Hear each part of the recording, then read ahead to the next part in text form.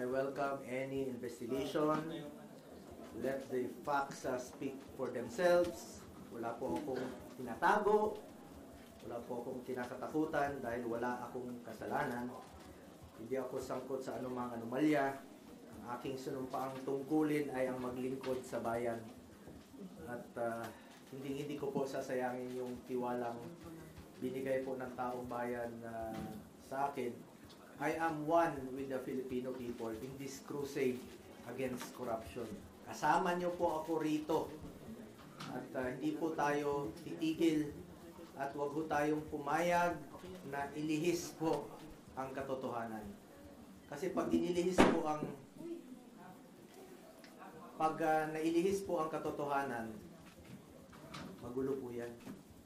Magkakagulo po pag inilihis po ang katotohanan. Tumbukin niyo po yung dapat tumbukin. Hanapin niyo po yung dapat hanapin. Yun talagang mga totoong buhaya. Yung mastermind talaga.